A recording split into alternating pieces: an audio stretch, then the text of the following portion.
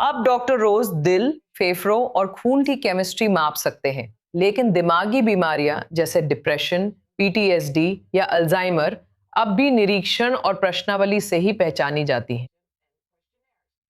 एक Israeli startup का दावा है कि 6 साल तक गुप्त रूप से काम करने के बाद वो बदलाव ला रहा है। हेमिस्फेरिक ने एआई मॉडल पेश किया है जो 15 मिनट की गैर आक्रामक स्कैन से दिमागी गतिविधि डिकोड कर सकता है। तो और जानकारी के लिए अब मेरे साथ जुड़ रहे हैं को फाउंडर्स सीईओ हगाइल अलाजार और सीटीओ गिदी लिटविन। आप दोनों का आज मेरे साथ होने के लिए बहुत बहुत धन्यवाद।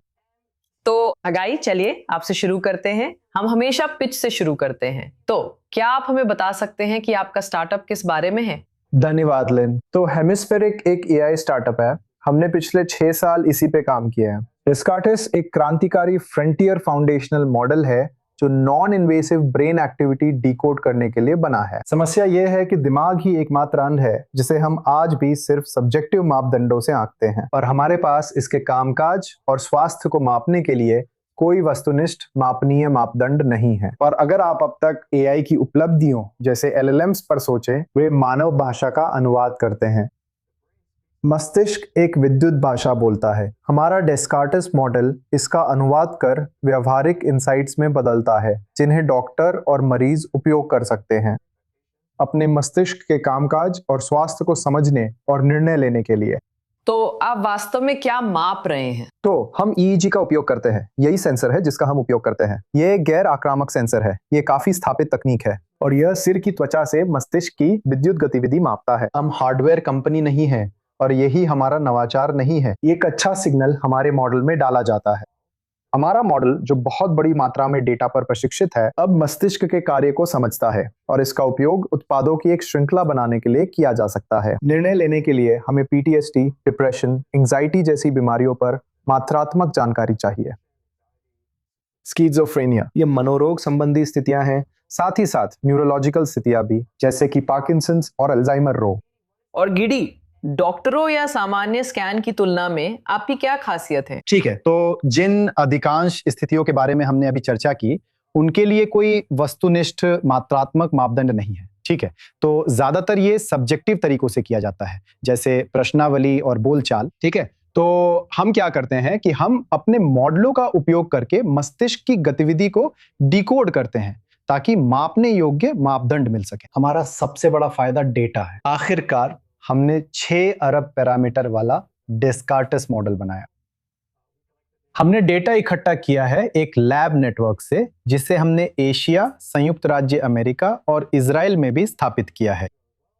और इन लैब्स का उपयोग करके हमने 1 लाख से अधिक लोगों से डेटा इकट्ठा किया है और अब तक 2.5 लाख घंटे की ब्रेन एक्टिविटी का डेटा इकट्ठा किया है, और यही हमारे मॉडल की नींव है।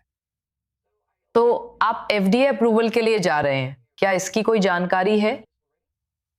हाँ, हमने सीडीआरएच के प्रमुखों से मुलाकात की थी, जो एफडीए की मेडिकल डिवाइस यूनिट है। हमने उनसे व्यक्तिगत रूप से मुलाकात की और एक लाइव डेमो किया और अपनी तकनीक प्रस्तुत की। अब हम उनके साथ औपचारिक लिखित संवाद कर रहे हैं और हम अगले साल के किसी समय अपनी पहली प्रोडक्ट सबमिट करने के लिए तैयारी कर रहे हैं। ये ध्यान देना महत्वपूर्ण है कि ये प्रेक्षणात्मक उत्पाद है। ये मानव शरीर में कोई हस्तक्षेप नहीं करते। इसे क्लास 2 कहा जाता है। ये मेडिकल डिवाइस के रूप में सॉफ्टवेयर या एआई है। इसमें वैसी रेगुलेटरी प्रक्रिया नहीं होती जैसी दवा या सर्जिकल हस्तक्षेप में होती है, क्योंकि ये सिर्फ शरीर को मापता है और नुकसान नहीं पहुंचाता।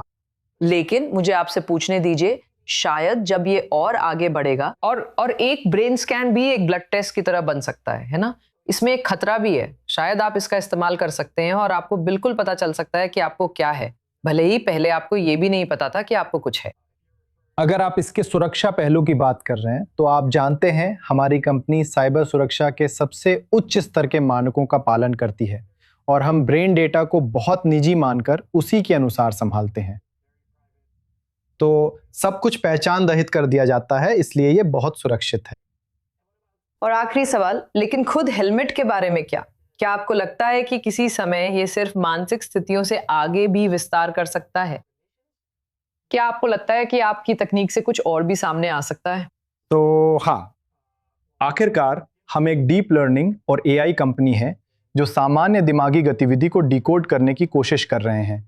न कि किसी खास उपयोग के लिए। सबसे पहली चीज जिसका हम समाधान कर रहे हैं वो है मस्तिष्क स्वास्थ्य, क्योंकि हमें लगता है कि अभी सबसे जरूरी यही है। लेकिन हमारे पास और भी क्षमताएं हैं जिन्हें हमने अभी तक सार्वजनिक नहीं किया है, और हम उनके परिपक्व होने पर उन्हें सामने लाने की योजना बना रहे हैं। और आपने अभी अभी $52 मिलियन की फंडिंग जुटाई है, तो आपको बहुत बहुत बधाई और आज मेरे साथ होने के लिए धन्यवाद।